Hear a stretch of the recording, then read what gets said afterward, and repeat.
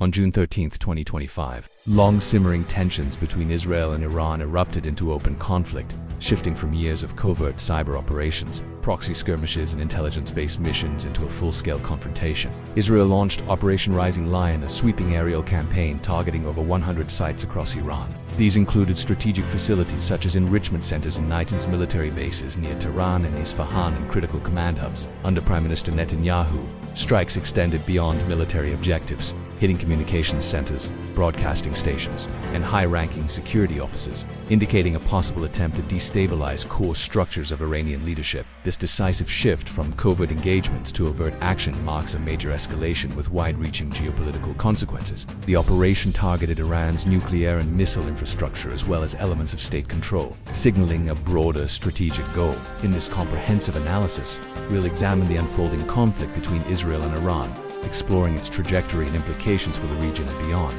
We'll delve into the military strategies employed by both sides, the evolving diplomatic landscape, and the potential scenarios that may shape the conflict's outcome. Join us as we navigate the complexities of this multifaceted crisis. Military strategies and utilizing stealth aircraft like the F-35, precision intelligence, and advanced drone operations, many orchestrated by intelligence services. The Israeli forces conducted preemptive sabotage, disabling numerous launch systems before the initial wave of airstrikes. Reports suggest that approximately 30% of missile storage and defense batteries, including high-end air defense systems, were damaged. In response, Iran launched roughly 400 drones and missiles. However, Israeli defense systems, including Iron Dome, David's Sling and Arrow, intercepted over 90% of incoming threats. Despite this, some projectiles struck their targets, causing damage to security installations and resulting in injuries. Still, Iran's ability to retaliate has weakened, with a significant portion of its missile inventory depleted early in the conflict. Meanwhile, Israel is reportedly spending nearly $285 million per night to maintain interceptor coverage. Covert operations also played a role as unmanned units destroyed mobile launchers and radar systems in advance. The conflict has highlighted the evolution of modern warfare, combining air power, cyber operations, espionage, and precision drone strikes, covert operations, and intelligence gathering to the full-scale conflict. Israel reportedly carried out numerous covert operations on Iranian soil. These included the use of autonomous drones to target and destroy sensitive military assets, the elimination of key Iranian scientists and officials involved in nuclear and missile development programs was also a tactic employed to set back Iran's capabilities. Israel's Mossad intelligence agency played a crucial role in gathering intel and orchestrating these covert actions. These operations aimed to disrupt Iran's nuclear program, weaken its military infrastructure, and send a message of deterrence by operating in secrecy. Israel sought to minimize the risk of direct confrontation while inflicting damage on Iran's strategic capabilities. The success of these covert missions contributed to the intelligence gathered that informed Israel's decision to launch Operation Rising Lion. Human and economic impact inside Iran. The strikes have led to casualties, including personnel associated with state defense and a number of civilians. Hospitals, energy networks, and urban infrastructure have sustained serious damage. Over 100,000 residents from Tehran have reportedly evacuated northern areas following government alerts and rising anxiety. On the Israeli side, missile strikes caused several injuries among both civilians and military personnel. Regionally, the conflict has disrupted air traffic, increased shipping risks, and driven up energy market volatility. Israel's also facing growing defense costs, and there are concerns about whether external military support will remain consistent. Global diplomacy and regional tensions. The United States has thus far refrained from entering the conflict directly. Though it has supplied defense equipment and issued warnings, officials have spoken in strong terms, emphasizing the need for de-escalation while also suggesting further options may be on the table. Elsewhere, regional groups remain on alert, and neighboring governments are closely watching for signs of escalation. While some regional actors have expressed support or condemnation, most are urging restraint. Global powers like Russia and China have increased diplomatic activity, but have not moved beyond political engagement. Concerns have also been raised in international legal circles regarding the extent and scope of the attacks. Observers note that public messaging from Israeli leadership has encouraged internal opposition within Iran. Though there is no formal plan outlined for what might follow such a shift, the path forward, scenarios, and analyses. The conflict between Israel and Iran continues. Several scenarios and analysts are being put forward to understand its trajectory and potential outcomes. Here are some key perspectives to consider. A.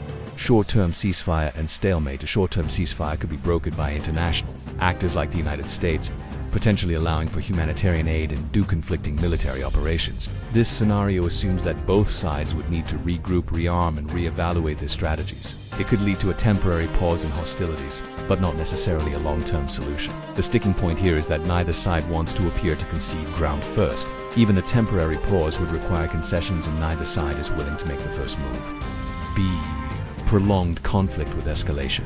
This scenario envisions continued hostilities with both sides escalating their attacks and defenses. Iran might rely on its missile and drone arsenal, targeting Israeli military and civilian infrastructure. Israel would likely respond with further airstrikes and covert operations aiming to degrade Iran's military capabilities. In this case, the conflict could drag on, causing significant regional instability and drawing in other regional actors. Neither side appears ready to accept this outcome, but it remains a possibility if diplomatic efforts fail. C. Limited ground engagement.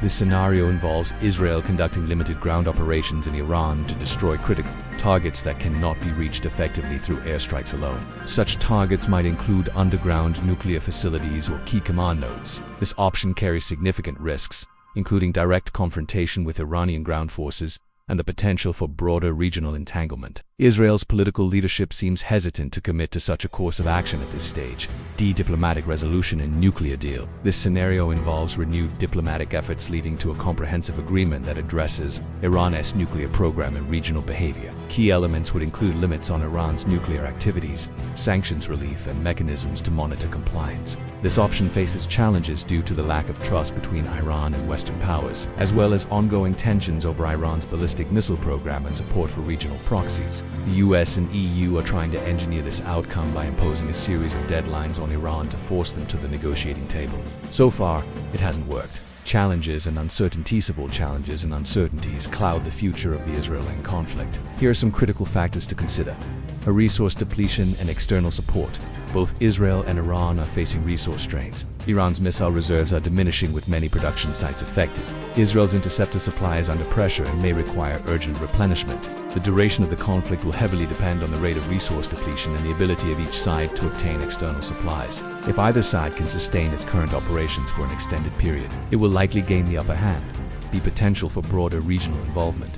The risk of the conflict expanding beyond Israel and Iran remains high. Iranian-backed groups in Syria and Iraq have threatened retaliation, while other regional actors like Hezbollah and Hamas could become involved, drawing in the militaries of Lebanon and Gaza. Such developments would significantly escalate the conflict, potentially sparking a wider regional war. C. Non-state actors and warfare. Non-state actors, like extremist groups and militias, may exploit the chaos and instability caused by the conflict to advance their own agendas. These groups could launch attacks on both Israeli and Iranian interests, further destabilizing the region. The potential use of unconventional weapons or tactics also poses a serious threat. D. International legal ramifications.